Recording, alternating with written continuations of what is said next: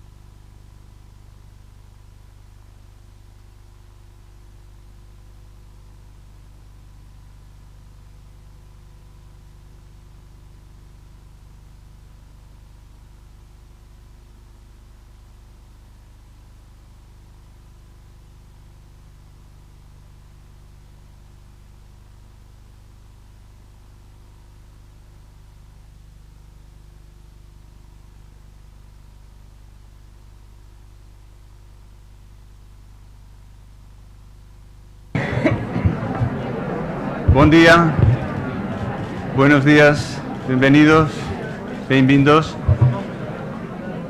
Vamos a dar paso a la sesión inaugural, un acto sin duda en este caso singular, especial.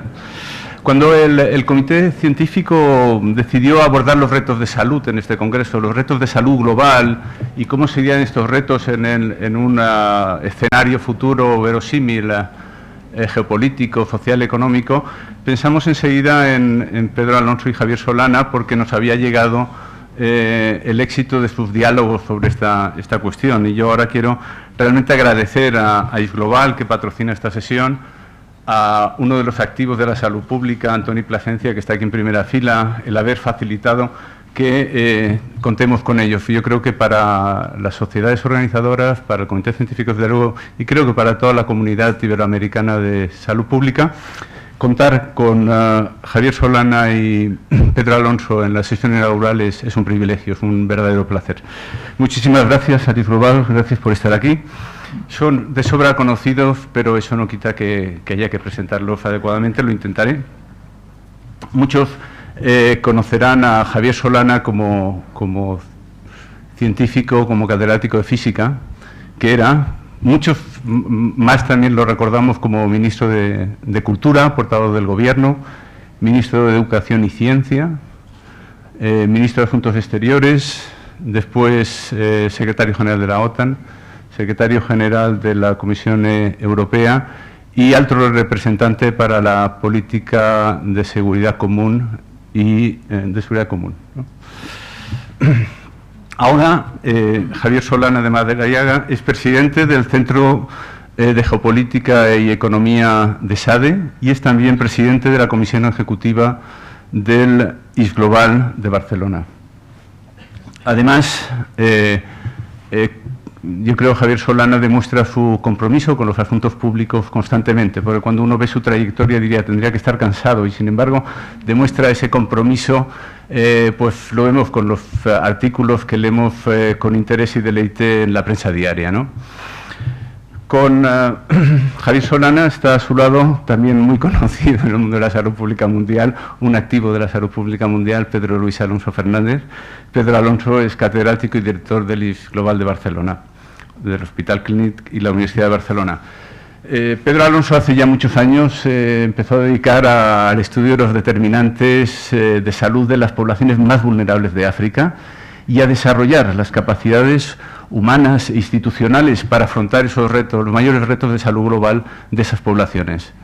Además de todo ese desarrollo institucional, de desarrollar también capacidad humana, pues también tiene una trayectoria científica digna de elogio, ¿verdad? Él ha trabajado en muchos temas y desde luego en malaria, pero investigando en todo un abanico de herramientas para el control de esa enfermedad, desde quimioprevención complementaria hasta inmunoprevención, hasta fármacos, hasta acciones sociales para prevenir la malaria.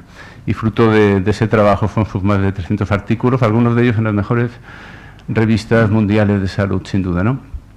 También lo sabemos que lo importante que fue la creación del Centro de Salud de Manisa, ¿no? La importancia que tiene este centro y también la importancia que tiene el Centro del IF Global. Podría estar hablando mucho más de él, pero él no quiere que hable de los premios y todas estas cosas que tiene, pero sí voy a decir que ha copresidido el Comité de Dirección y el Secretariado de Década de Vacunas, una iniciativa promovida por la OMS, la Fundación Bill y Melinda Gates y algún partenario más, el National Institute of Allergy and Infectious Diseases, ¿no? También es ahora, ¿no?, el miembro del Comité Ejecutivo de Medicines for Malaria Ventures, también de la Organización Mundial de la Salud del PRESIDES, el Tropical Disease Research Program del Grupo de Referencia de la Enfermedad de la Malaria. Eres miembro del Malaria Policy Advisory Committee, así como miembro fundador y patrono de la Fundación Open Lab Tres Cantos. En fin, es un placer contar con ellos dos. La sesión va a iniciarse con unas presentaciones breves de 10 minutos de cada uno de ellos y después va a haber un diálogo en que vamos a ir haciendo preguntas y vamos a hablar sobre los retos de salud global en ese escenario futuro. Pues se pueden interrumpir, si hay alguna pregunta que venga al caso se puede hacer, y si no, al final también tendremos un turno abierto para palabras. Así que, de nuevo, muchas gracias a los dos, a Tony Plasencia, muchísimas gracias a LIS Global por darnos la posibilidad de tener esta sesión inaugural en el Congreso Iberoamericano de Epidemiología y Salud Pública. Cuando quieran. ¿Me toca a mí? Pues lo primero... Pues lo primero que yo quería es dar las gracias. Dar las gracias por haberme invitado a participar en este congreso de epidemiología y salud global, español, portugués, latinoamericano, y ver la audiencia tan impresionante con la que me confronto. Yo quisiera hablar 10 minutos y me paso, que es probable, me das un codazo y me callaré. Y quisiera centrar un poco el tema, lo que me han pedido, desde el punto de vista de la situación global, de la situación mundial en esta hora en que vivimos, y hacia dónde puede ir en el futuro, y cuáles son los retos que este desarrollo mundial tan fundamental por el que estamos viviendo tiene para la salud, el desarrollo, la comunidad que sufre más vulnerable en el mundo. Pues yo empezaré por dar algunos datos, a ver si lo hago con un poco de orden y me acuerdo todavía de lo que es ser un profesor, y lo trataré de hacer así. Yo quisiera empezar por decir que vivimos en este planeta, que no tenemos otro, es decir, que cuando muchos de ustedes trabajan en un plan A, y si no el plan A falla, pues siempre hay un plan B en un cajón que puede salir y ponerse sobre la mesa y tratar de ponerlo en marcha. Nosotros no tenemos más que un planeta A y no hay planeta B. Por lo tanto, todo lo que tenemos que hacer tiene que ser con la dirección clara, directa y determinada de salvar este planeta, para nosotros y para los que vengan detrás. Bueno, este planeta tiene hoy 7.000 millones de habitantes. Eso no les dice nada, pero cualquier mirada hacia atrás de pocos años verán que el aumento de población ha sido impresionante. Este planeta va a tener 9.000 millones de habitantes dentro de muy poco tiempo.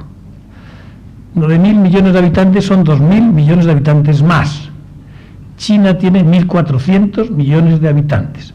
Por lo tanto, pues vamos a tener una China y un poco más, en muy poco tiempo.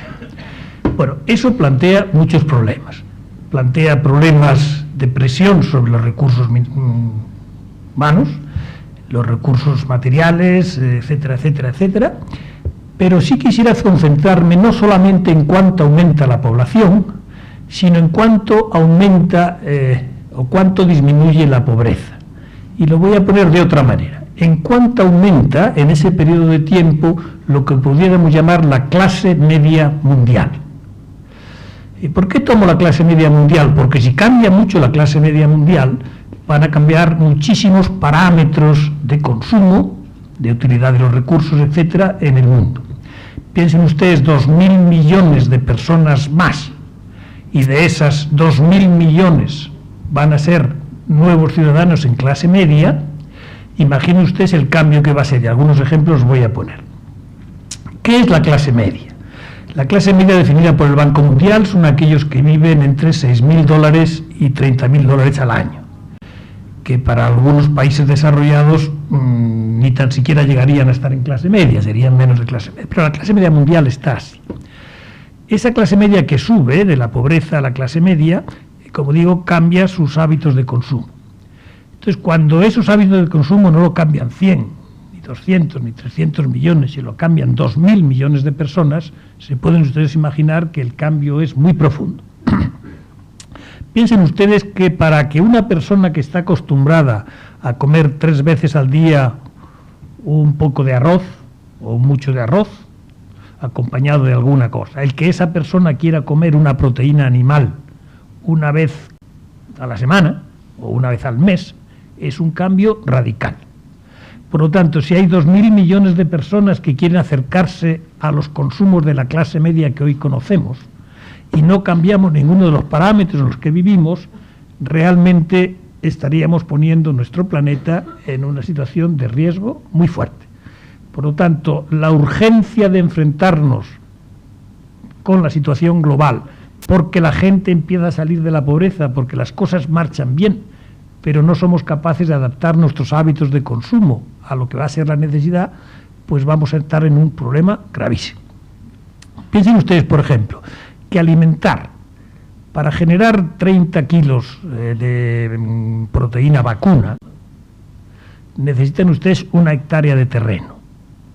1 hectárea de terreno es un campo de fútbol. Y esa vaca de 30 kilos es una vaquita. Una vaca grande no pesa 30 kilos, pesa mucho más. Necesita para su alimentación, necesita un campo de fútbol. Y necesita en agua cientos de litros de agua. Piensen por un momento lo que quiere ser que 20.000 o 2.000 millones de personas quieran comer 1 kilo, un filete de 1 kilo, una vez al mes, imaginen ustedes el cambio tan extraordinario de consumo que se produce. Total, que la presión sobre los bienes de consumo va a ser muy grande. Como saben ustedes, todavía los países desarrollados no aceptamos, por ejemplo, los alimentos genéticamente modificados. Vamos a ser capaces de poder vivir en una situación como esa cuando seamos tantos, 9.000 millones, y haya 2.000 millones nuevos en clase media. Pues estos son los grandes retos que tenemos, que se apuntan a la alimentación, al agua, fundamentalmente. Piensen ustedes en el agua, por ejemplo. 2 ejemplos que tienen capital importancia. Piensen ustedes por un momento en Egipto y el agua. Egipto es un país que vive del Nilo y ha vivido en toda su historia con el Nilo. Y desde la ocupación por los ingleses, el tratado que firmaron para la utilización del agua del río, por los ingleses, que era el país dominante, le daba al Nilo, o al Egipto, todos los derechos sobre las aguas del Nilo. Pero es que el Nilo no nace en Egipto, como saben ustedes, el Nilo nace mucho más abajo, nace en Sudán del Sur y atraviesa un país como Etiopía. Los etíopes y los ciudadanos del Sudán del Sur dicen que ellos quieren también utilizar el agua del Nilo y decir algo sobre el agua del Nilo. Y no solo lo dicen, sino lo hacen. Etiopía, como saben, está haciendo una de las presas más grandes, con ayuda de los chinos, para alimentar de agua y regar las aguas de Etiopía, poniendo a los egipcios, se pueden ustedes imaginar, en qué situación de tensión. Más problemático de todo lo que está pasando en Egipto en estos días, que es mucho y profundo, les tiene preocupados por lo que va a pasar dentro de unos cuantos años con su agua. Bueno, pongo como ejemplo de los dramas en los que podemos estar viviendo dentro de poco con relación a los recursos. Lo mismo se puede decir de China. China tiene mucha agua, pero tiene una agua muy concentrada en sitios y no tiene bastante infraestructura para llevar el agua donde tiene que llegar. Bueno, dicho eso, les quiero decir, primera idea, somos 7.000 millones, seremos 9.000 dentro de nada, habrá 2.000 millones más de clase media y habrá una presión sobre los recursos inmensa. Segunda cosa que le quería decir, primera idea. Segunda idea, ¿cómo crece la economía mundial? La economía mundial, incluso en esta última década de crisis económica, ha estado creciendo al 4%, del 3,5% para arriba, al 4%. Y fíjense ustedes que los países desarrollados, es decir, Estados Unidos de América y la Unión Europea, han crecido al 0. Por lo tanto, otros han tenido que crecer para que el mundo en su totalidad crece al 4. ¿Quiénes han crecido para que el mundo crezca al 4? Han tenido que crecer los llamados países emergentes. Ha crecido China durante una década al 10%, ha crecido Indonesia pues al 7%, ha crecido Turquía pues al 6%, etcétera, etcétera. Pero dense ustedes cuenta que todo el desarrollo de esta década, toda la riqueza creada en esta década sobre la que reposa nuestro bienestar, está generado por lo que han crecido los países en vías de desarrollo, los países emergentes, no los países ricos, que no hemos crecido. España no ha crecido, Europa no ha crecido, Estados Unidos no ha crecido. Empezamos a volver a crecer. Pero fíjese usted lo que ha sido una década que todo el crecimiento mundial ha reposado sobre las espaldas de los países emergentes. Dicho eso, si eso no tiene consecuencia, ese desarrollo económico tan fuerte no tiene consecuencia sobre la situación política mundial, sería de una enorme injusticia. Seguir pensando que los países del G7, es decir, los países más ricos del mundo antes de la crisis, sigan siendo los que controlan la política mundial, es una auténtica injusticia. Si los que realmente soportan el crecimiento mundial son otros. Yo les voy a poner una diapositiva nada más, para que se den cuenta. No les aburro con citas, no tendrá ni números. Esa es la diapositiva. Son nada más que dos gráficas. Esas dos gráficas, una pone, si ven ustedes, E7 y en otra pone G7. El G7 no hace falta que lo diga lo que son. Son Estados Unidos, el Japón, Canadá y los países europeos, Alemania, Francia, Italia y Reino Unido. Ahora, lo interesante que es el E7. Y vamos a ver si inventamos conjuntamente quiénes son el E7. Pues el E7 van a ser dos países de Asia, que no es difícil saber cuáles son, China e India. Dos países de América Latina, que son Brasil y México. Dos países del mundo islámico, para Indonesia y Turquía. Y vamos a poner de guinda a Rusia. Bueno, el E7, piensen ustedes quiénes son, se acuerdan un poco quiénes son, ¿no? Pues fíjense ustedes cómo han evolucionado la riqueza de esos dos grupos de países. En los años 2000, estamos en el 2011, antes del 2011 realmente el E7 prácticamente no existía como potencia mundial y el G7 era el que seguía controlando todo desde el punto de vista de la riqueza. Pero fíjense ustedes que alrededor de los años 20, una cosa así, 20 y tantos, el G7 cae por debajo del E7 y así será para siempre. Es decir, que el G7 ya no serán los países que van a dominar económicamente el mundo. Esto está hecho en Producto Interior Bruto sin paridad de poder de compra. Si lo ponemos en paridad de poder de compra, esta situación ya ha pasado. En el año 16 pasaría, es decir, ya está pasando. Bueno, lo que pasa es que el mundo no se está organizando de acuerdo con esto. El G7 sigue mandando y el E7 manda poco. Y algo tiene que pasar para que en el mundo esto se equilibre y podamos ver un mundo que ya es multipolar, cuando tenemos los países que tenemos en el E7 que dominan la economía. Fíjense por un momento, piensen por un momento que dentro de muy poco tiempo la primera potencia mundial, por primera vez en la historia reciente, no va a ser judío-cristiana, no va a ser del mundo océano Atlántico, sino va a ser del Pacífico y va a ser de Confucio. Es decir, va a ser ni culturalmente de el ámbito que ha gobernado el mundo desde hace muchos años, va a ser del Pacífico, es decir, que el cambio es de una gran revolución realmente. Esto es lo que llamaríamos revolución. Yo que no sé si ya me pasan los 10 minutos o no, pero voy a poner la segunda diapositiva nada más y con eso a ver si me puedo callar. Bien, aquí les doy una buena noticia. No es extraordinaria, pero es una buena noticia. Y tienes una buena noticia en dos direcciones. Pero primero, esto es la gente que vive con $2 al día y la que vive con $1.25 al día. Que como ven, la gráfica es muy clara de cómo baja. En los últimos años está bajando y seguirá bajando en esa derivada. Será una derivada incluso más grande que la que tenemos ahora. La gráfica, cada uno salen dos gráficas. Una es contando a China y otra es sin contar a China. Es decir, como ven ustedes, cuando China está fuera, el resultado no es el mismo. Porque cuando China saca a mucha gente de la pobreza es mucha gente la que sale, mientras que en Ghana pues son menos, ¿no? Pero bueno, por tanto la línea sale sin China, crece, decae menos la pobreza que el número de personas que viven que... Pero se dan ustedes cuenta de algunas cosas que están pasando, que incluso dentro de este nivel de desgobierno mundial en el que tenemos, porque no hay nadie que mande, y lo estamos viendo estos días, no quiero entrar en lo que está pasando en estas horas, pero en estas horas estamos viendo que no hay nadie que acabe de tomar el timón. Estamos pasamos de un G8 a un G20, el G20 se va a reunir pasado mañana en San Petersburgo, veremos qué decisiones toman sobre la situación económica y política global, pero realmente estamos en una situación en que no somos capaces de encontrar el liderazgo global. Mundo multipolar, y no tenemos instituciones suficientes para hacerlo, para gestionarlo. Y tampoco tenemos, por tanto, las instituciones para gestionar los bienes públicos globales. Los bienes públicos nacionales, siempre hay un gobierno que sabe decir cómo se producen o cómo se administran. Los bienes públicos globales no tenemos nadie ni que los produzca ni que los administre. Y no tenemos instituciones globales suficientes. Y eso se aplica muchísimo a lo que la conferencia se va a dedicar.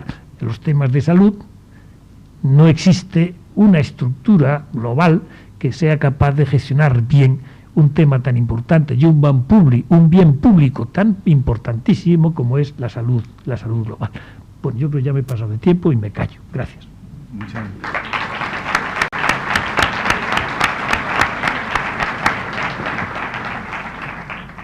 Pedro, cuando quieras.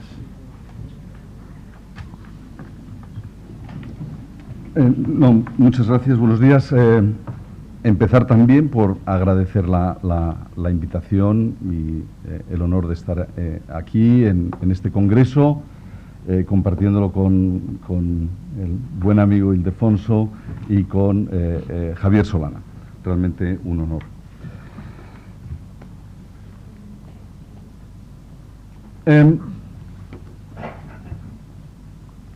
Un par de Javier ha hablado de un cambio y de una revolución, ha hablado de un aumento de la población, estamos en 7.000 millones, si entiendo adecuadamente estamos creciendo en 1.000 millones cada 12 años.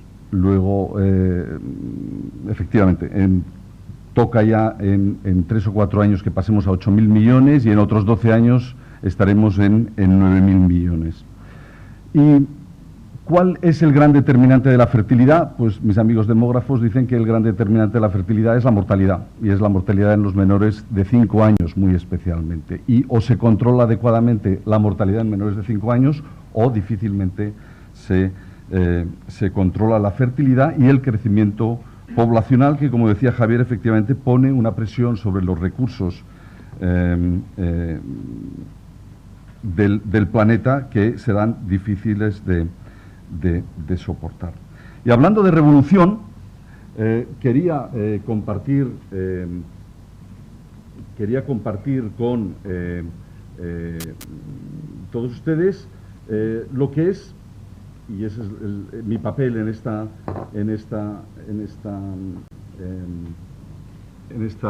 mesa redonda, el equivalente en cuanto a los impactos en la salud.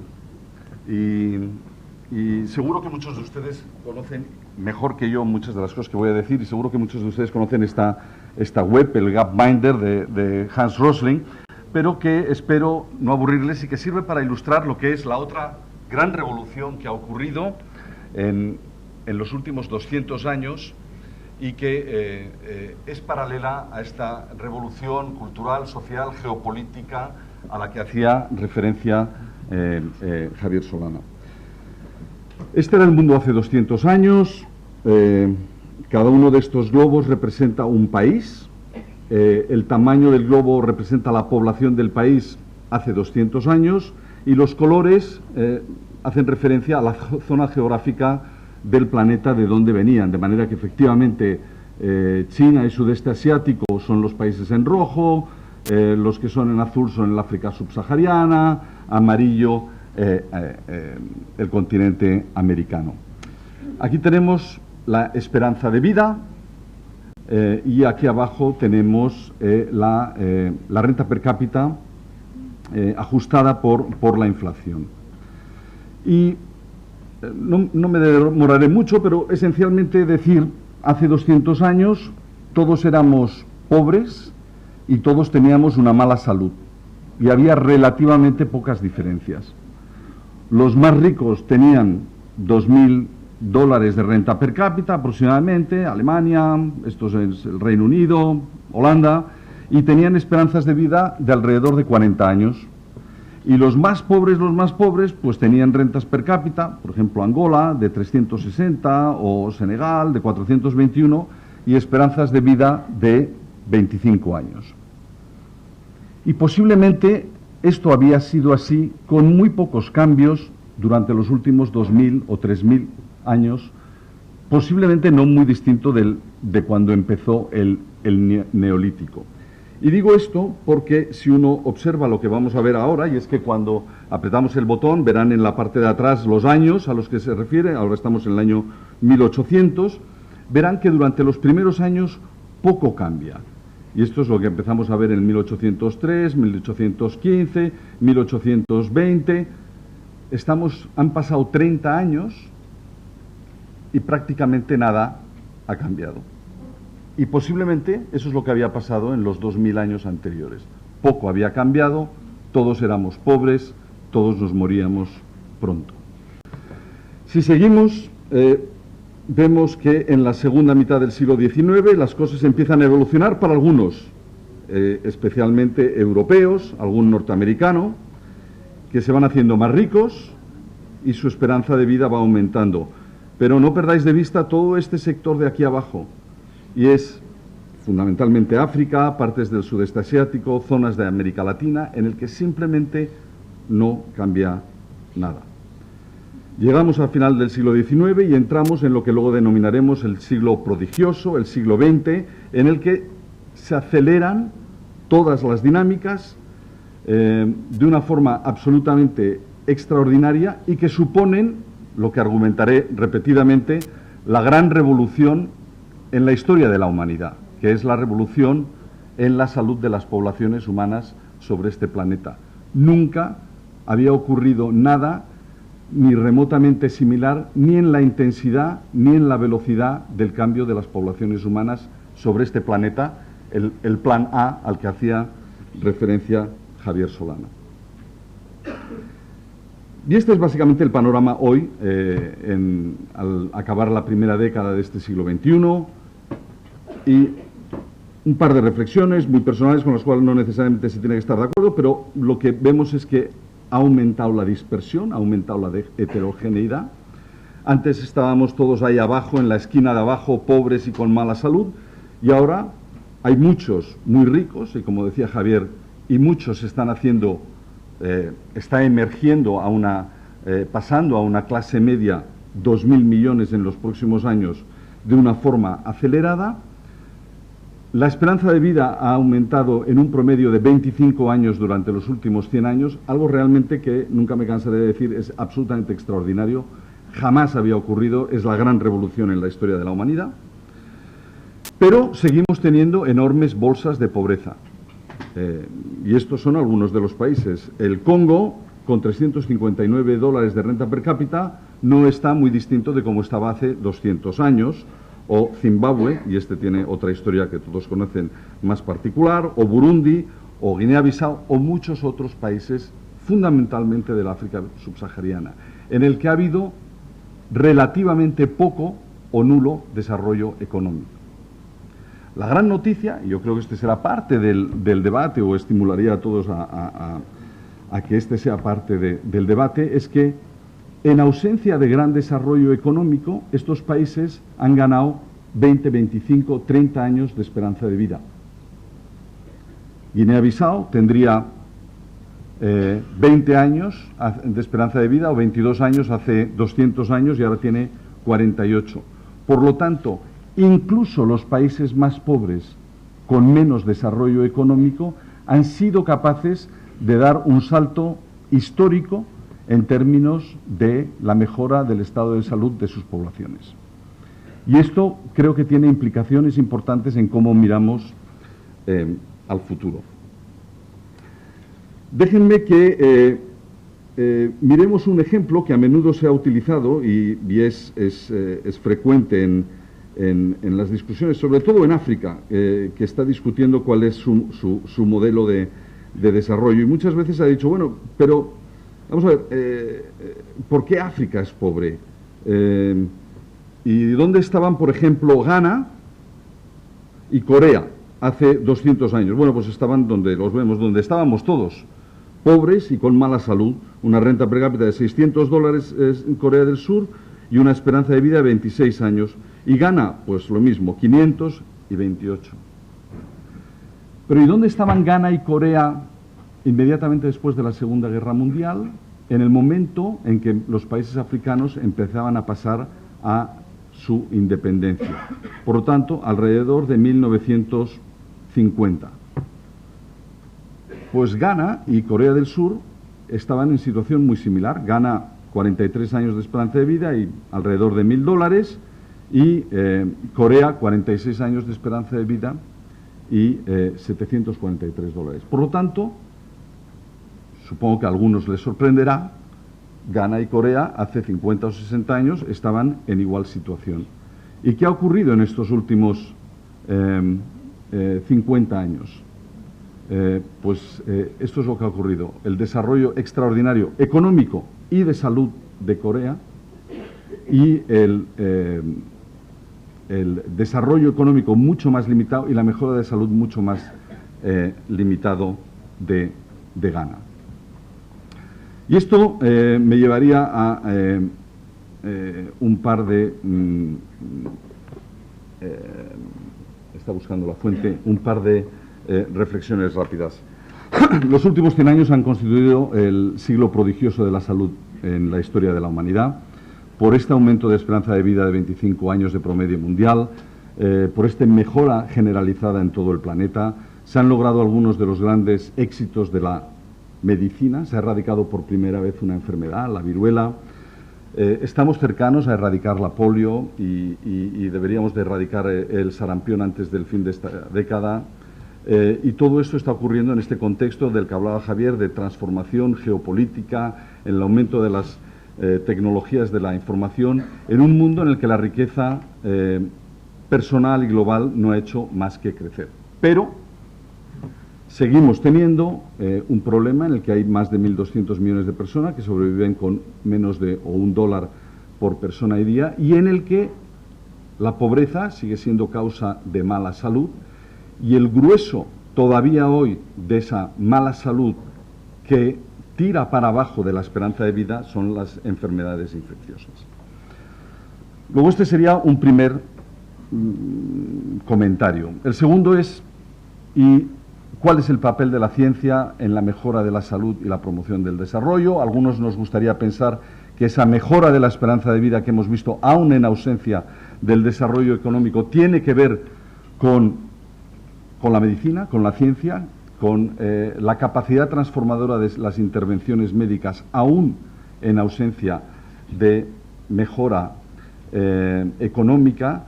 Y para esto, perdónenme, pero sigo recurriendo a una viñeta de hace ya casi 100 años, en la cual se conceptualizaba lo que muchas veces hablamos como el círculo vicioso de la enfermedad y la pobreza, con una visión un tanto colonialista de aquella época. Pues la malaria, como otras grandes enfermedades, como la mala salud, impiden el desarrollo económico y social, porque no puede haber una buena industria del cacao o del café o de lo que fuera, que son esos personajes aplastados bajo ese pedrusco. Pero también hace ya casi 100 años apuntaban a parte de la solución. En este caso, este señor, Ronald Ross, le dieron el premio Nobel en 1902, supuestamente por haber sido el primero en describir la transmisión de la malaria por la picadura de los mosquitos anofelinos, pero en esta diapositiva lo que representa, en este cartoon, en esta viñeta, lo que representa es el poder de la ciencia y el conocimiento. Las palancas, los institutos de investigación, y siempre cuando hay personal de la Administración con capacidad de decisión, si estuviera aquí la Secretaria de Estado o el Ministro de Hacienda, se lo recordaríamos, hace falta un poco de recursos económicos, que es esta piedrecita de aquí abajo. Y la capacidad de la ciencia y el conocimiento con las estructuras de investigación y un poco de recursos económicos de mejorar la salud y facilitar el desarrollo económico y social. Bien, ¿qué causas son atribuibles a el diferencial que continúa existiendo en la esperanza de vida entre unos países y otros, que sigue siendo muy marcada? Pues el gran determinante de la esperanza de vida, como lo es de la fertilidad, es la mortalidad en los menores de 5 años. ¿Y de qué mueren los niños menores de 5 años? Pues mueren todavía hoy básicamente de estas causas de enfermedad, una parte muy importante de las cuales siguen siendo enfermedades infecciosas, desde las neumonías, las diarreas, la malaria, las sepsis neonatales, el HIV y demás. ¿Cuál es la buena noticia? También en la línea de lo que decía Javier, que estamos viendo también en este ámbito progresos extraordinarios que se están acelerando durante la última década. Hace 15 años hablábamos de 12 millones de muertes anuales en niños menores de 5 años en el mundo. Hoy, 15, 20 años después, estamos hablando de alrededor de 8. Algunos estiman que incluso ya estamos por debajo de los 8 millones de muertes anuales. ¿Y esto a qué se está debiendo? Se está debiendo a la introducción de intervenciones que salvan vidas en los menores de 5 años. Y aquí, la ciencia, la tecnología, el desarrollo de intervenciones transformadoras, y permítanme, seguro que el doctor Morales y otros estarán de acuerdo conmigo, el papel clave de las vacunas. De las vacunas para prevenir, y de las nuevas iniciativas globales que se están produciendo o se han desarrollado en la última década para hacer llegar esos productos de la ciencia y la tecnología y la innovación a aquellas poblaciones que más lo necesitan. Vean, por ejemplo, que la población mundial en 1980 era de poco más de 4.000 millones de personas y en el 2009 de cerca de 7.000 millones de personas, como hablábamos antes, un aumento del 54%. Y sin embargo, los casos de algunas de las enfermedades paradigmáticas, desde la difteria, el sarampión, el polio o el tétanos, la caída tan extraordinaria en el número de casos que ha habido a pesar del incremento poblacional. Y esto es porque tenemos vacunas y las estamos haciendo llegar. Y las historias de la vacuna es, yo creo que una de las grandes historias de éxito de la ciencia y el conocimiento. La primera vacuna, Jenner, 1796, si no recuerdo mal, un largo periodo de tiempo en el que poco o nada ocurrió. Finales del siglo XIX se empiezan a desarrollar otros prototipos. Vean lo que ha pasado en los últimos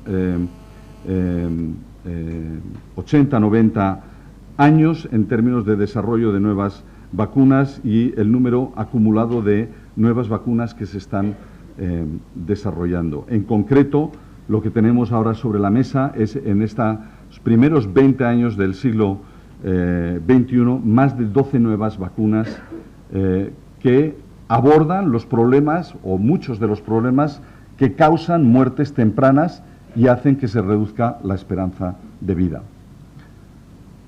Esto es importante no solo en términos del desarrollo de esos productos, sino del acceso. Cuando muchos de ustedes se acordarán, cuando las vacunas de hepatitis B se desarrollaron a principios de los años 80, se tardó casi 20 años en hacer que esas vacunas llegaran a las poblaciones que más lo necesitaban, que eran fundamentalmente América Latina, Sudeste Asiático y África subsahariana, sobre todo por el problema del cáncer del hepatoma, de hígado. El estado de portador del antígeno de superficie, factor de riesgo para el cáncer de hígado. 20 años desde el desarrollo hasta la aplicación. Ahora, con la vacuna del virus del papiloma humano, la buena noticia es que este año se está empezando a aplicar la vacuna del virus del papiloma humano en aquellas poblaciones que más lo necesitan, específicamente en el África subsahariana. Y es, por lo tanto, solo 6 años desde el momento que se empezó a aplicar en los países desarrollados. El desarrollo de mecanismos innovadores de financiación y de facilitación del acceso a las innovaciones tecnológicas a las poblaciones que más lo necesitan es uno de los grandes desarrollos de este siglo. Por lo tanto, también me temo que me he pasado del tiempo, Ildefonso. Resumiendo, estamos, como decía Javier, en medio de la gran revolución de la humanidad, la revolución de la salud. Nunca antes se había producido algo como lo que estamos viendo. El poder de la ciencia en transformar la vida de las poblaciones humanas sobre este planeta, incluso en ausencia de desarrollo económico, y la aceleración de este progreso que se ha dado en los últimos 15-20 años, fundamentalmente en la reducción de la mortalidad de menores de 5 años a través del desarrollo de nuevos productos y la facilitación del acceso a esos nuevos productos. Por tanto, pararé aquí. Muchas gracias.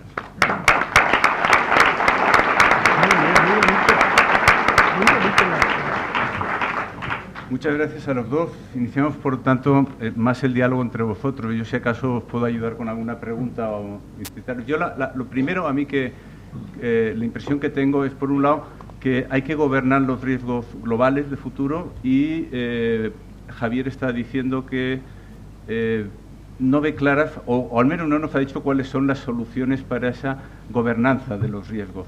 Porque dice, no hay instituciones. Hombre, instituciones sí hay algunas, por ejemplo en salud tenemos la OMS, otra cosa es que esté financiada como está, cada vez con menos financiación de los países, con más financiación de colaboradores externos, lo cual afecta a su grado de gobierno, su independencia.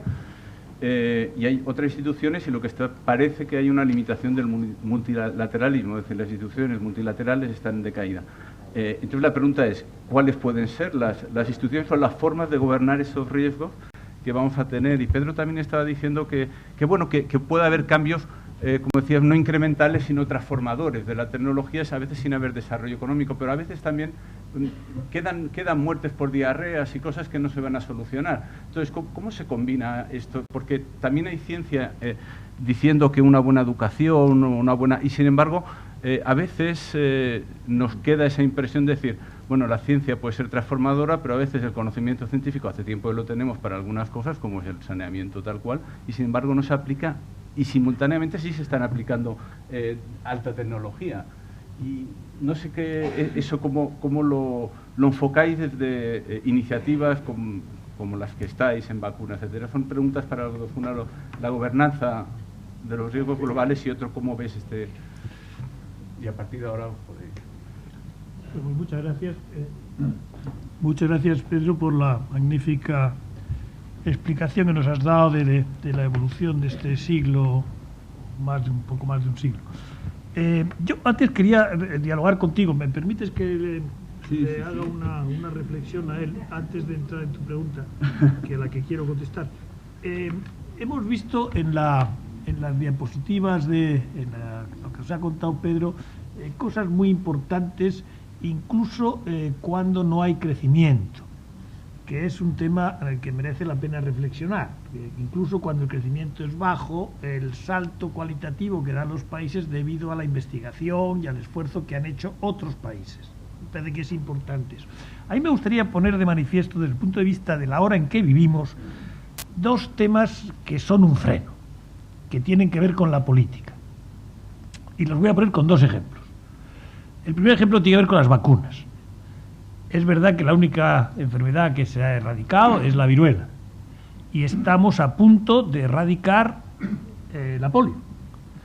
Y la polio no se acaba de erradicar porque sigue existiendo fundamentalmente en 3 países. Afganistán, Nigeria y Pakistán. Sabéis muy bien que las campañas que se han hecho para vacunar en Afganistán y en Pakistán han sido perturbadas hasta matar a alguno de los vacunadores por los talibanes, es decir, gente que cree que su religión le impide que a un niño le metan unas gotas en la saliva. Bueno, fijaros lo que quiere decir también, es decir, que hoy tengamos todavía algo de poliomielitis, hasta que no se desaparezca del todo, no habrá desaparecido, ¿no? Siempre podrá haber otros brotes. Uno está ligado a la falta de comprensión de las cosas por parte de algunos ciudadanos que viven en nuestro planeta. Pero es una cosa que es importante. Segundo, con respecto a los países en desarrollo.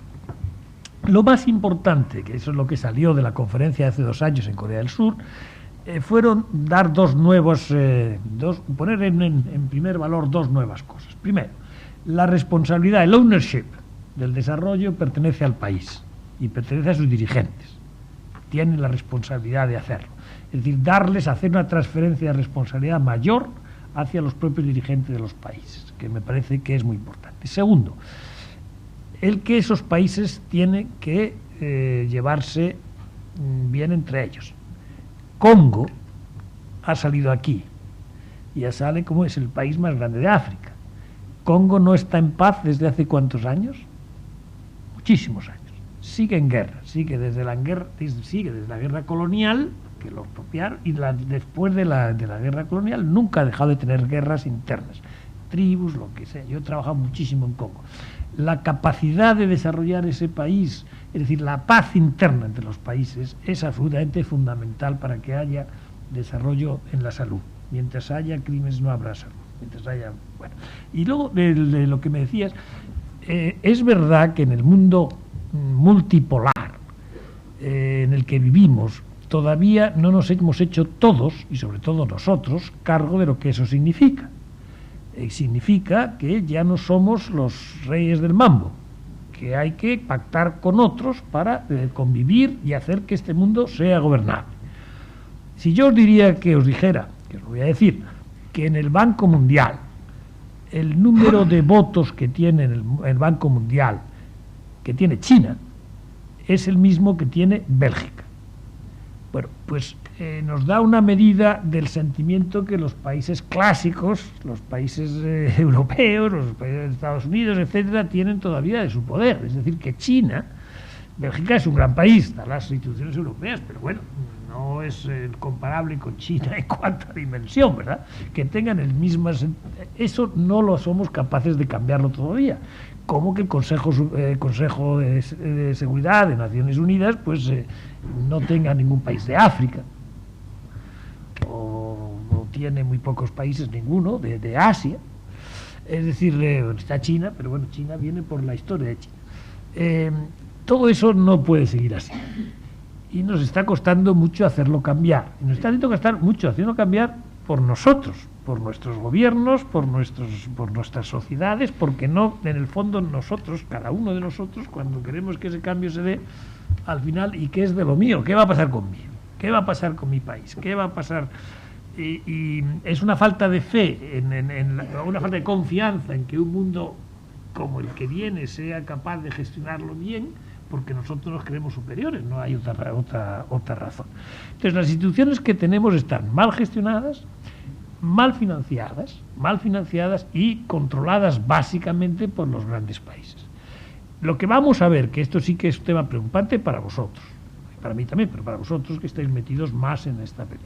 Yo creo que no va a haber un único modelo de desarrollo, y por lo tanto no va a haber un único modelo de salir de las enfermedades y de salir de la pobreza.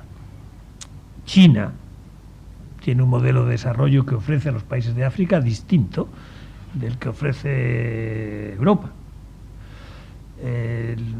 Europa pone condiciones a la ayuda por comportamientos morales, políticos, etcétera. China no los pone.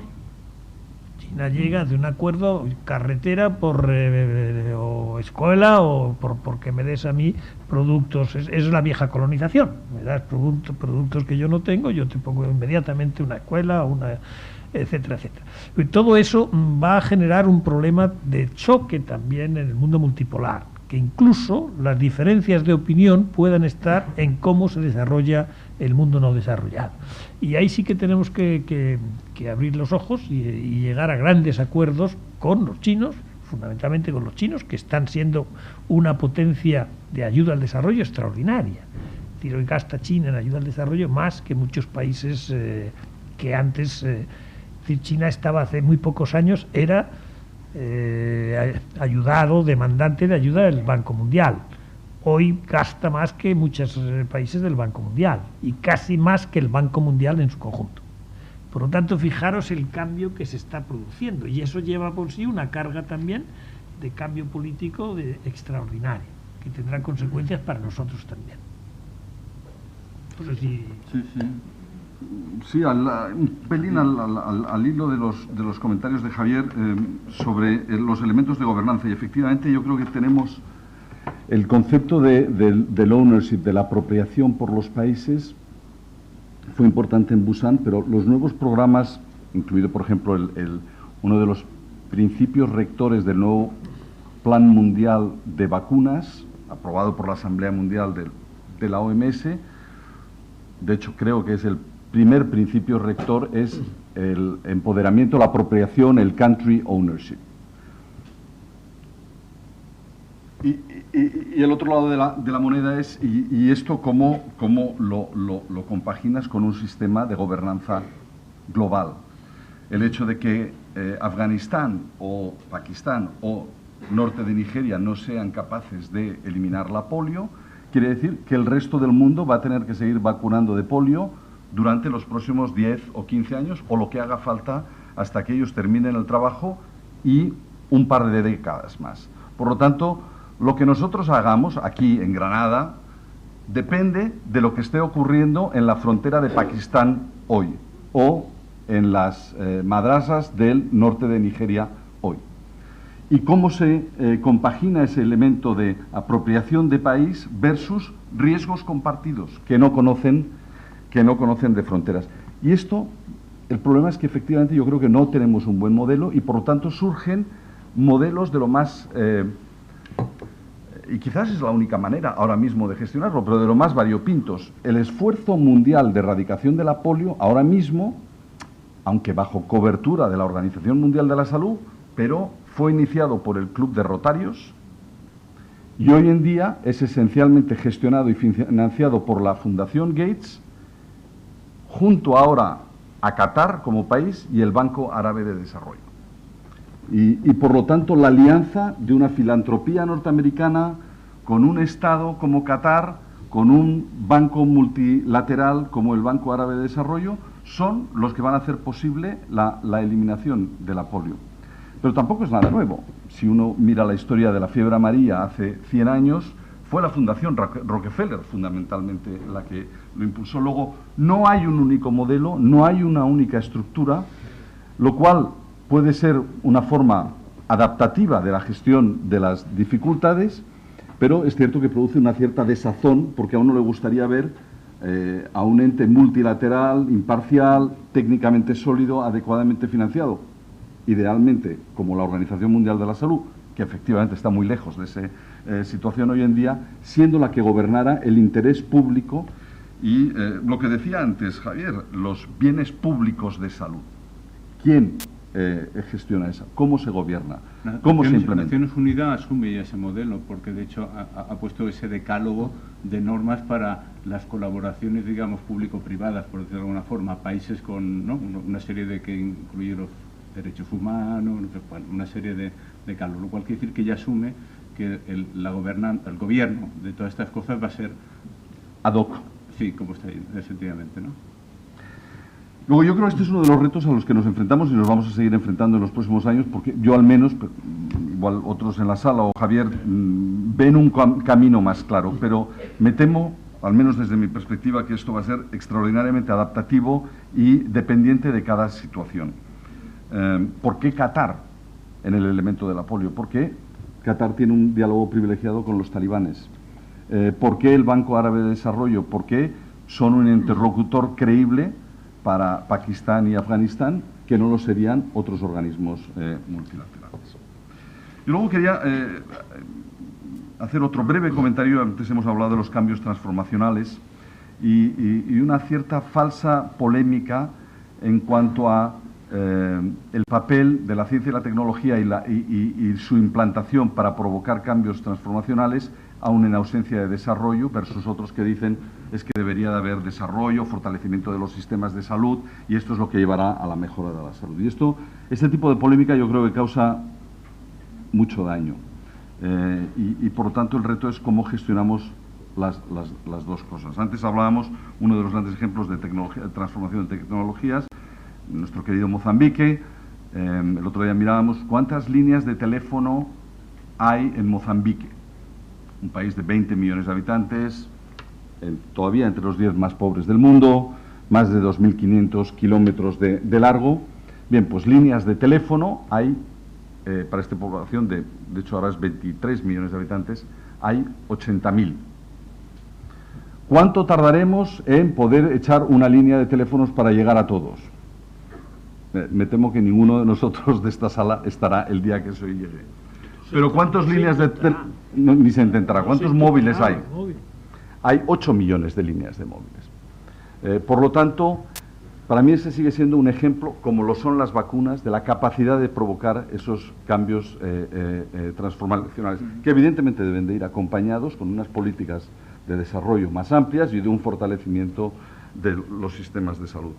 Es cierto que muchas veces pensamos que estas aparentes discrepancias más filosóficas o quizás tácticas, algunos vienen impulsadas por fundaciones privadas versus gobiernos, y de nuevo tiene que ver con este elemento de la dificultad de la gobernanza de todo esto. Por lo tanto, la habilidad es cómo lo hacemos compatible. Es un debate vivo en las revistas de salud, en las revistas científicas, es decir, el refuerzo de los servicios sanitarios, si algunas fundaciones pues, no los refuerzan, si drenan el personal de un sitio a otro, es decir, que al menos el crear unas formas de decálogos o lo que sea, códigos que ayuden al gobierno de toda la ayuda y todo el desarrollo estaría bien, ¿no? Absolutamente. Hay una pregunta de la sala.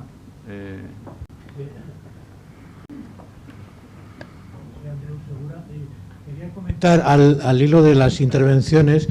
Primero, lo del Congo llama la atención, pero el Congo, una parte del Congo fue el Congo belga. Y creo que eso da pie un poco a pensar en que hay un elemento de confianza o de desconfianza que tiene que ver con el apoderamiento, con la responsabilidad de los propios países para tomar decisiones. No consigo acordarme del título de una película que me impresionó mucho en los años 70, algo así como El Cóndor pasa, que tenía que ver con la introducción de un programa de esterilización en población guatemalteca por gente de Estados Unidos, ¿no? Y creo que acaban matando a los cooperantes. A mí me parece que esta es una cuestión a pensar con mucha calma, porque la visión que pueden tener en países emergentes de la colaboración nuestra puede que no, bueno, que lo vean de otra manera, y desgraciadamente tienen elementos para verlo de otra manera. Y creo que esta es una cuestión a plantearnos como salud global, cómo podemos aumentar la confianza, ¿no?, del conjunto. Gracias. Yo creo que la contestación a tu pregunta es perfectamente de hoy. No digo de hoy, pero de hace muy poco. No sé cuántos vieron la película de Bin Laden, de ustedes. La sangre, el DNA de Bin Laden se hizo a través de una campaña de vacunación, utilizando mal una campaña de vacunación. Los talibanes no quieren oír hablar de unas campañas de vacunación porque saben que así se encontró la saliva de una persona relacionada con Bin Laden y de ahí se la encontró. Por tanto, desconfianza, pues la hay. Pero fijaros que cuando Pedro ha hablado, por ejemplo, de Qatar, Qatar es un país más sofisticado, pero bueno, es un país menos radical, y sí que puede hacer una operación de convencimiento de que eso fue no se va a volver a repetir, digamos, ¿no? Pero claro, la desconfianza existe. Y en el Congo, la colonización de Congo fue tan brutal, que claro, recomponer ese país, es decir, la proporción en las épocas coloniales, la proporción entre más colonización y más dura y más dificultad para llegar a la democracia cuando se inicia la transformación es evidente. El Congo es el país más difícil de que encuentre su fórmula, Kabila padre, Kabila hijo, etcétera, porque es que las brutalidades que se hicieron fueron absolutamente brutales, ¿no? Brutales. Es decir, debemos estar muy orgullosos de muchas cosas, pero hemos hecho barbaridades muy grandes.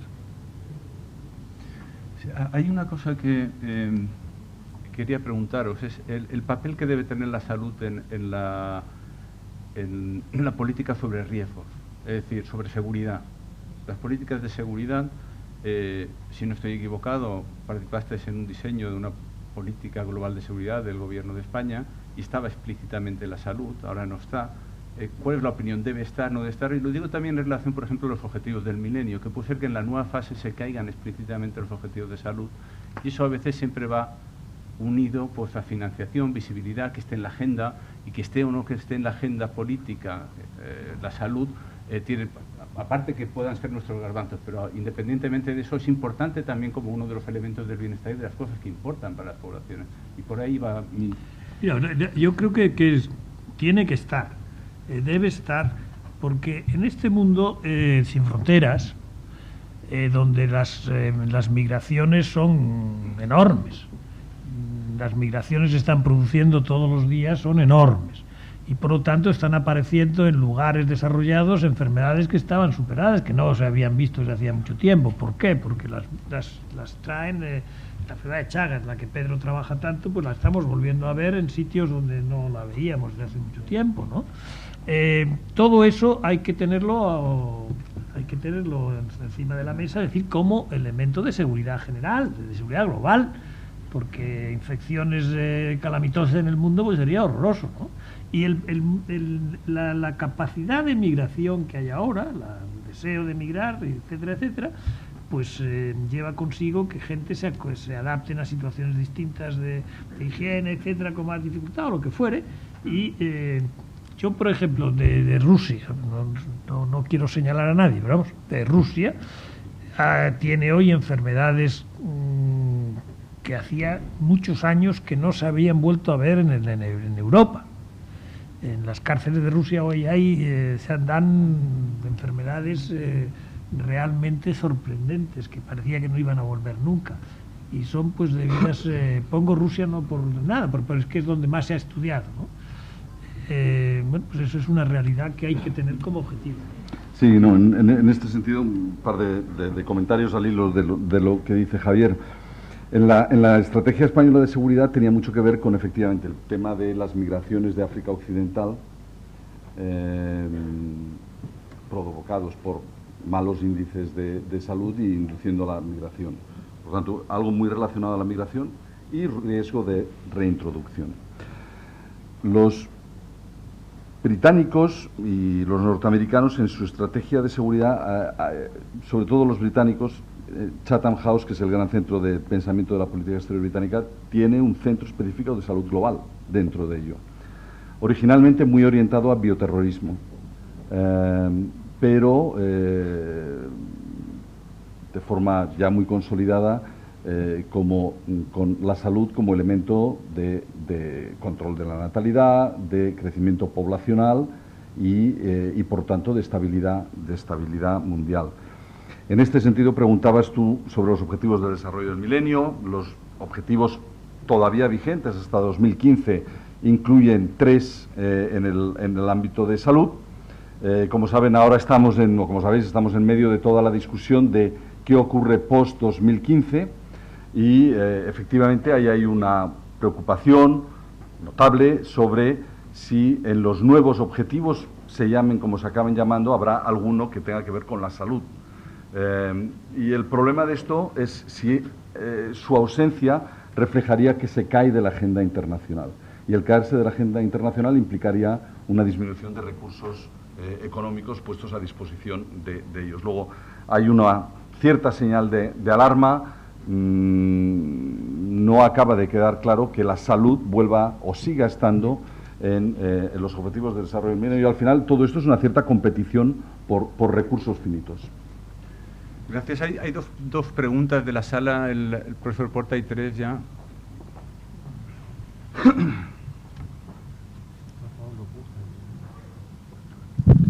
Bueno, muchas gracias por ideas que son muy relevantes para la salud pública y por dar muchos ejemplos de cómo se puede tener los pies en la tierra, o sea, en el globo, ¿no?, que es el único lugar donde hay que tenerlos. El debate de la colaboración público-privada es esencial y no sé si hay ejemplos de instituciones de gobernanza global que estén profundizando en las condiciones de esta colaboración. Yo comparto con vosotros, aunque sé que hay otras personas que no lo hacen, pero comparto con vosotros la idea de que el debate no es si todo lo tiene que hacer el sector público, sino cuáles son las condiciones de esa colaboración en términos de rendición de cuentas, de transparencia, de lucha contra la corrupción. Y creo que también implícitamente relacionado, pero autónomo con lo que acabo de decir, habéis hecho énfasis en la importancia de la gran política, de la política de verdad. Quizá el mejor ejemplo es que China, al día de hoy, es una dictadura con pena de muerte, sin libertad de prensa y con unos grados de corrupción que hacen compatible la bandera roja con la hoz y el martillo y la bandera roja con el escudo de Ferrari, en la nomenclatura, en los hijos de los grandes dirigentes, ¿no? ¿Será China una democracia? Porque si China no se convierte no gana en niveles de democracia y todos los demás países del mundo ganamos en niveles de calidad democrática, estas gráficas podrían entrar en un plató, podrían entrar en una parte asintótica de la curva, ¿no? Y en este sentido me pregunto si cabría correlacionar lo que has enseñado, Pedro, con el índice de desarrollo humano, con índices de corrupción, de transparencia, de calidad democrática. A mí me parece que tienes mucha razón en tomar también ese correlato. Esa correlación se hace todos los años. En el foro de Davos se hace todos los años esa correlación y se publica lo que pudiéramos llamar desarrollo humano, ¿no?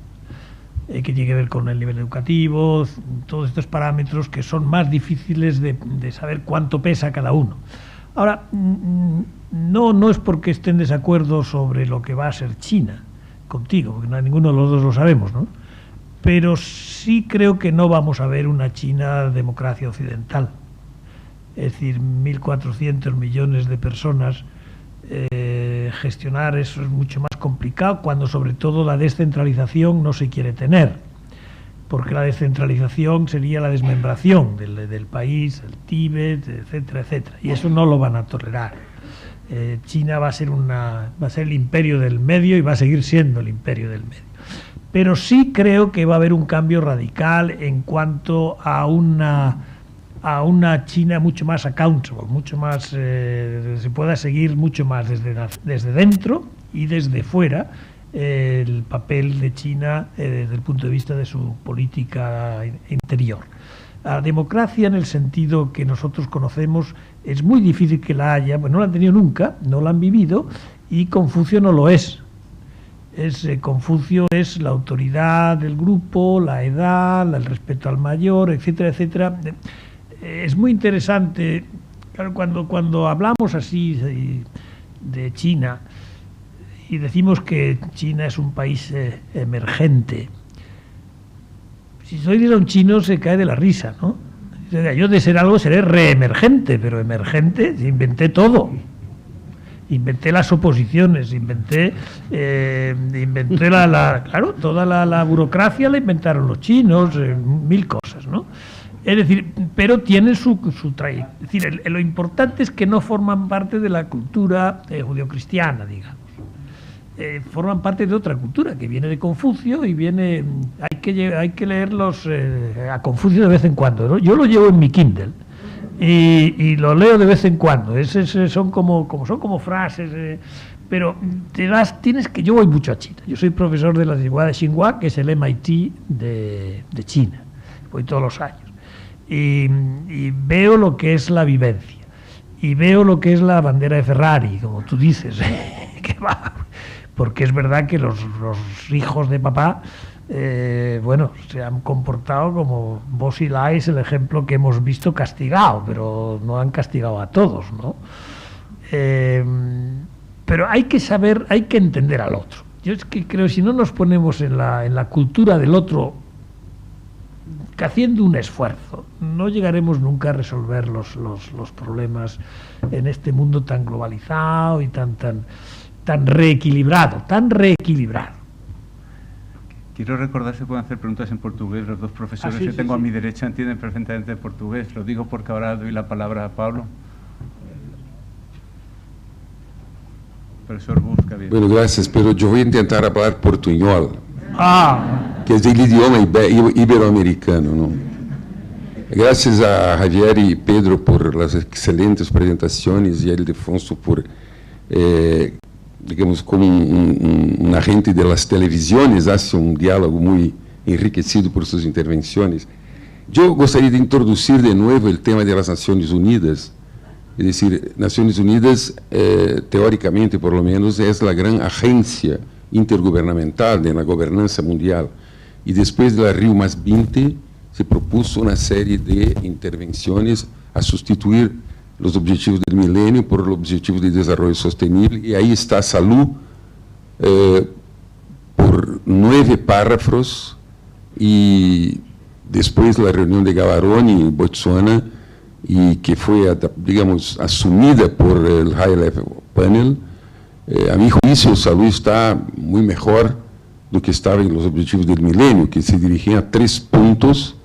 Ahora tenemos otras perspectivas de garantizar vidas saludables, o que implica en una visión extrasectorial, incluso que se realizan los otros objetivos de desarrollo sostenible, teóricamente salud estaría en una situación central en la agenda post-2015. Entonces, me pregunto y preguntaría a ustedes sobre qué piensan de la agenda de desarrollo post-2015, tal como se encuentra ahora, y que será discutido el 25 de septiembre en la Asamblea General de las Naciones Unidas. Entonces, es una pregunta. La otra, ¿cómo sería posible, si posible, cómo disminuir la sumisión de las agencias sociales a las agencias económicas de las Naciones Unidas? Esto me parece importante. Es decir, los efectos de las orientaciones del FMI, de políticas recesivas que no resuelven, y estamos en España y Portugal para demostrar eso. Al revés, en América Latina no se aceptó las orientaciones del FMI y la situación económica está bastante mejor, por lo menos desde que los ataques especulativos del capital financiero no produzcan, digamos, daños importantes. Entonces, ¿por qué se aceptan las orientaciones del FMI y no se pide las agencias sociales de las Naciones Unidas que el FMI haga el control del capital financiero internacional, haga el control de los ataques especulativos del capital financiero, que son, a mi juicio, la desregulación del capital financiero, una de las principales, sino la principal causa de la crisis económica. Y nosotros no estamos hablando de la causa de las causas, que es esta. Estamos hablando, en general, de fenómenos que decorren de esta causa original. Entonces, a mi juicio, nosotros tenemos que hacer cuestionamientos al Fondo Monetario Internacional y también al Banco Mundial, que no hace políticas mitigatorias, porque ese sería el rol del banco, mitigar los efectos de la administración financiera internacional que es hecha por FMI. Me gustaría oír sus opiniones sobre esto. Si quieres brevemente. Del FMI y del Banco Mundial le dejo a Javier que hable, que es la parte fácil de la respuesta. De los objetivos de los nuevos objetivos post-2015, debo de confesar, yo no estoy en el meollo de la discusión, pero mi único comentario en ese sentido tiene que ver con yo creo que no hemos acabado de hacer un análisis de qué ha pasado con los vigentes. Yo pienso que una de las bondades de los objetivos vigentes es que de los 3 objetivos que implicaban salud, había objetivos claros y precisos, con métricas precisas para evaluar el grado de consecución. Y son objetivos poco discutibles, desde el punto de vista de malaria, tuberculosis y sida, o de mortalidad materna. En general no los hemos cumplido. Y específicamente, lo que yo creo que es un gran escándalo, es que el objetivo de mortalidad materna nos estamos quedando muy, muy lejos. mi preocupación en que la salud sea uno de los elementos de una agenda de desarrollo sostenible es que va a tener objetivos todavía, pues, o ciertamente, mucho menos precisos y por lo tanto se pierda el foco. Desde un punto de vista conceptual, que sea parte de una agenda de desarrollo sostenible, faltaría más. Pero en ausencia de precisión y por lo tanto métricas para medirlo y hacer lo que yo creo que empieza a ser más importante en la agenda internacional, es el accountability framework.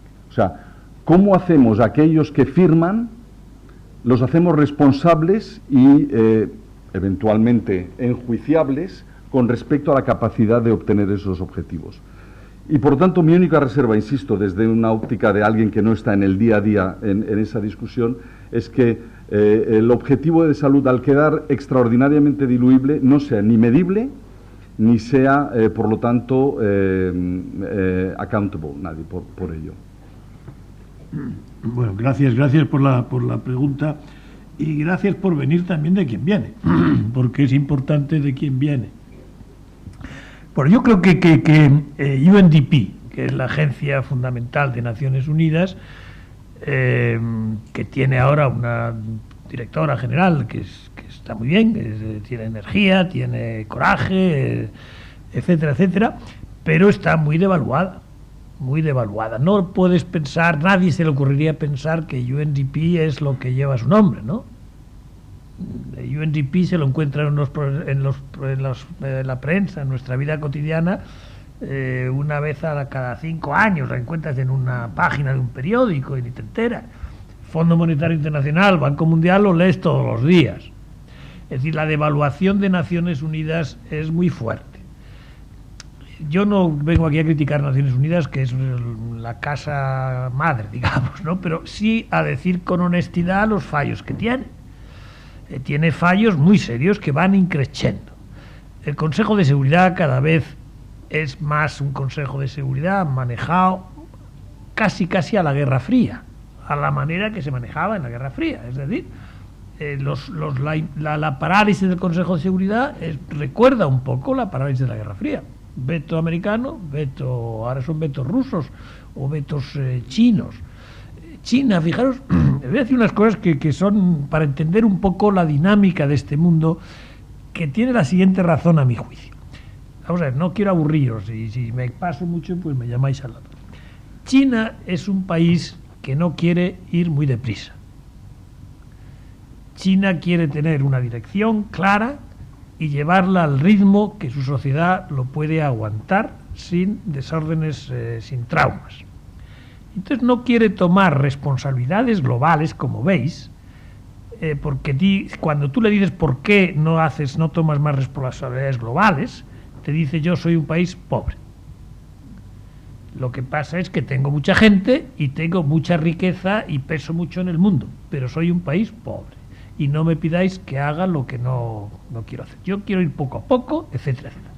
Entonces, ¿qué es lo que pasa? Que no juega el papel que le corresponde en estas instituciones.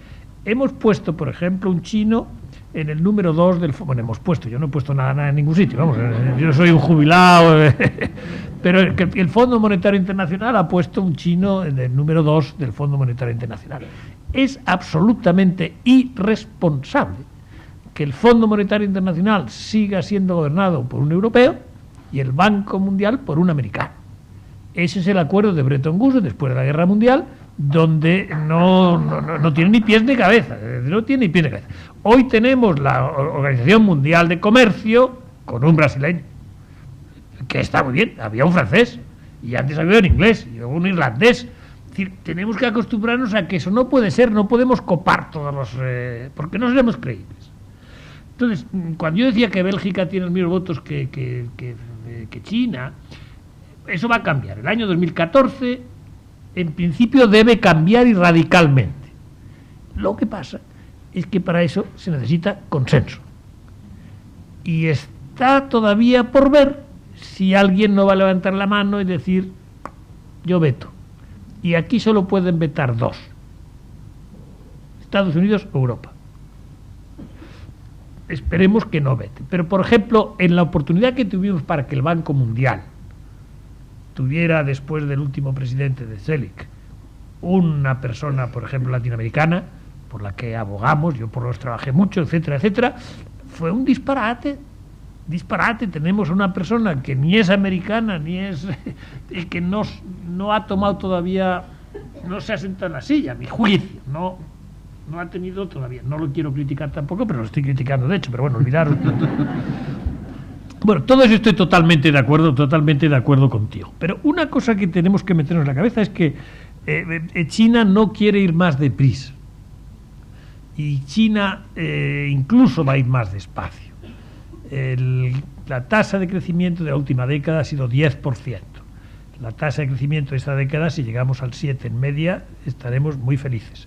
Y eso tiene consecuencias muy importantes porque es el 45% del crecimiento mundial en este momento lo soportan los chinos. Y un punto de bajada en su Producto Interior Bruto es muy importante para muchos. Para países de Latinoamérica, por ejemplo, habrá menos consumo de cobre o de acero o de yo que sé qué, de todas estas cosas, y eso va a repercutir en la economía global. Entonces el equilibrio en este momento, realmente el equilibrio mundial económico nos lo mantiene una parte muy importante de nuestras relaciones con China, y que China sea un país solvente en el que puedes confiar desde el punto de vista de la economía. Trillones de dólares del déficit americano los compran los chinos mantienen Estados Unidos, su deuda está mantenida por los chinos, trillones, no pesetas, no 2 pesetas, trillones de dólares. Imaginaros que no lo podrán decir un día que se enfaden y no lo hagan, no lo pueden porque se desestabiliza todo, pero estamos en una situación verdaderamente muy, muy, muy compleja de equilibrios, desequilibrios, y como no asumamos que este mundo es multipolar y que hay que tener en cuenta a otros, no tiene que ser bipolar. El G2 no es la solución, Estados Unidos, China no es la solución, y de ahí la importancia que tiene Europa, y de ahí mi última palabra, que ya me callo, es un canto, por mal que encontremos Europa, mejor es tener Europa que no tenerla, sin ninguna duda. Queda tiempo para 2 palabras breves más, 2 intervenciones breves. Fernando García Benavides y después Jordi Casabona. Adelante, Fernando. Sí, gracias, Ildefonso. Bueno, da un poco de vértigo, ¿no? Estos datos y estas reflexiones que nos sitúan en la estratosfera. Pero, y de manera muy clara, profesor Solana, creo que te hemos seguido y hemos entendido los mensajes importantes. Pero volviendo a un dilema, o centrando, porque no me gustaría quedar este debate sin discutir con Pedro un dilema clásico en salud pública, ¿no? Y en esa revolución de la ganancia de vida, donde la salud, no tanto a veces, porque los años con incapacidad o con calidad de vida reducida son muchos en la vida en que ganamos esperanza de vida, es verdad que las vacunas han jugado un papel muy importante, sin duda. Y no planteo el dilema desde el maniqueísmo. Estoy con Jeffrey Rose. Es tan importante, sin ser excluyente, las intervenciones individuales como las vacunas y el esfuerzo que se hace en investigación.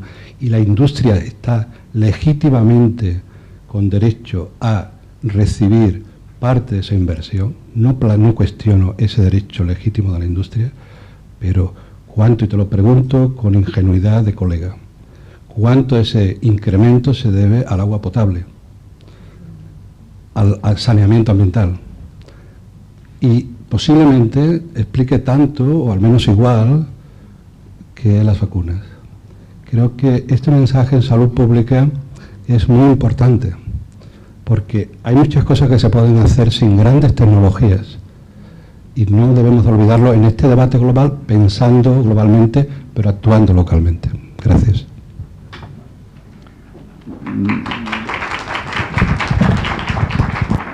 No va a haber discrepancia, totalmente de acuerdo. Es cierto que la comunidad a veces nos enzarzamos en unos argumentos un tanto estériles de qué porcentaje de las reducciones son debidas a tal o a cual. Y la verdad es que yo creo que no tenemos la metodología adecuada para medirlo, pero suscribo cada una de las palabras que has dicho. Muchas gracias. Adelante, Jordi Casabona. ¿El micrófono dónde está? Ahí al fondo, por favor.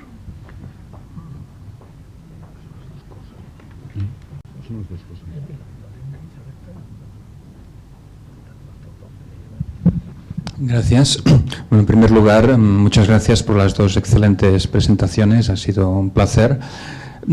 Creo que los temas ya se han tratado marginalmente en algunos de los comentarios que se han hecho, pero me gustaría si el señor Solana pudiera completar un aspecto más concreto. A mí también me ha sorprendido que diga que no había instituciones para gestionar, en este caso, la salud. Contamos con Naciones Unidas y la OMS, pero es cierto que la OMS en los últimos años cada vez tiene más críticas, tiene menos lideraje y menos capacidad financiera. Pero por otro lado hay agencias unilaterales, como la Agencia de Salud Pública de Estados Unidos, que está presente casi en todos los países en vías de desarrollo en estos momentos. Y en el caso de SIDA en particular, hizo la iniciativa presidencial PEPFAR, que ha generado casi tanto dinero como el Fondo Global para la Lucha de la Malaria, Tuberculosis y el SIDA. Parece que los países que tendrían más capacidad de incidencia en cambiar un poco la dinámica de Naciones Unidas están optando por soluciones bilaterales, algunas veces evidentemente no desligadas de intereses geopolíticos o económicos, ¿no? ¿Cómo ve ese conflicto de intereses y cómo puede evolucionar este escenario a medio plazo? A mí. Me la preguntan a mí. Vamos, mira, yo no puedo ser muy optimista. Tampoco quiero ser pesimista. Vamos a ver, lo que está pasando en este momento es, como veis, hay una especie de renacionalización de las políticas. Es decir, en un mundo cada vez más global, donde debiéramos ser más, si me permitís, moleculares, es decir, átomos que se juntan y comparten un electrón y se convierten en algo distinto y más útil. Seguimos siendo átomos, y átomos separados. Como mucho justaponemos un átomo con otro, pero no dejamos que comparta un electrón. Y esto es una gran tragedia, a mi juicio, porque no será gobernable con el Estado-nación de Westfalia, de las guerras de religión. El Estado-nación surge de las guerras de religión europeas. Hace mucho tiempo. Yo creo que ese Estado no tiene capacidad de seguir siendo útil, nada más que en unos casos muy extremos, donde porque el nacimiento les dio todos los bienes de la historia, agua, buenas minas, etcétera, etcétera, que son países muy especiales, o por su tamaño. Pero el resto del mundo tenemos que ir a moléculas. La Unión Europea fue un invento molecular. ASEAN es un movimiento molecular. Y como no vayamos en esa dirección, los grandes, por tamaño o por poder, van a renacionalizarse. Y van a hacer lo que tú has dicho. China no hace nada en ninguna institución multilateral. China hace como Estados Unidos, relaciones bilaterales con todo el mundo. Pero no le gusta todavía el mundo multilateral. Puede decir China, que no lo puede decir Estados Unidos, porque yo no estuve en el momento fundacional. Pero Estados Unidos sí fundó, en 45 estaba, China no estaba.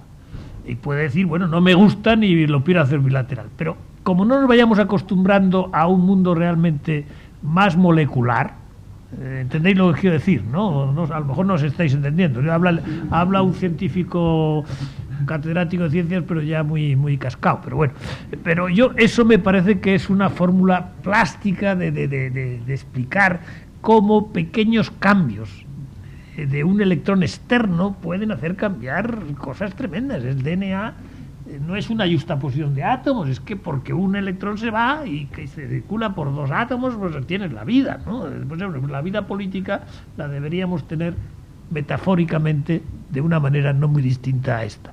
La Unión Europea la ha intentado y espero que no fracasemos.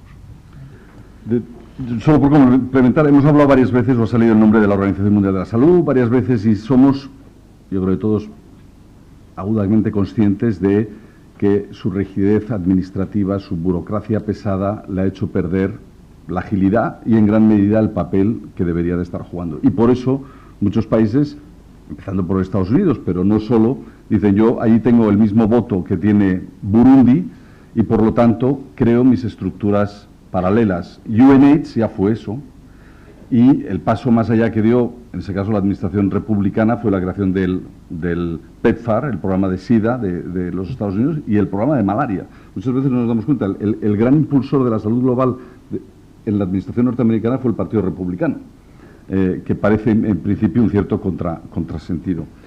Pero la OMS tiene enormes debilidades, pero yo no me gustaría irme de aquí sin poner en valor una cosa, y es que la OMS, en los países que más lo necesitan, sigue teniendo una cosa que es muy difícil de ganar, y es credibilidad. En África, en gran medida, en América Latina menos, pero en África ningún ministro de salud hará nada sin haber oído primero qué dice la OMS. Y ese es un tesoro, que si se pierde, cuesta luego extraordinario esfuerzo reconstruir. Y en esos países, que insisto es donde creo nos jugamos una parte importante de nuestros retos de la salud para las próximas décadas, la OMS sigue siendo vista como un actor imparcial, técnico, sólido y creíble y respetado. Y eso creo que deberíamos de preservarlo. No, que yo no quería haber ofendido a la OMS, por favor. Bueno, me gusta ser puntual, ya lo he dicho antes, ¿no? La trayectoria de Pedro que he dicho antes, ¿no? Que tan intensa y que cuando creemos que no le quedan más velocidades, pero una séptima, y es un magnífico comunicador, divulgador científico. Dentro de 15 días lo tenemos en el Caixa Forum, en algo de Salvemos la Ciencia, si no me equivoco. Por eso digo que además es un patrimonio de la salud pública, un activo de la salud pública, porque es capaz de todas esas capacidades e inteligencias hacer que se ponga en la agenda política, que la salud poblacional, que la salud pública está en la agenda política. Y estoy encantado de que creo que ahora con Javier Solana, ya hace tiempo, por donde está, también es otro activo para poner la salud de la población en la agenda política. Muchísimas gracias a los dos, ha sido un verdadero placer contar con vosotros. Muchas gracias.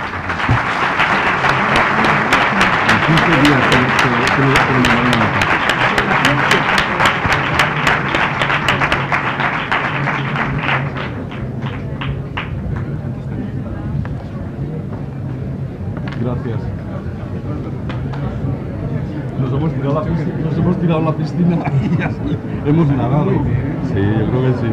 Porque como Javier es imposible que no se llame, francamente. Tú eres el que sabe de esto. No. Lo haces muy bien, es que eres muy... Gracias, sí, ha funcionado bien. Gracias. Muy pedagógico, lo haces muy bien. No, pues...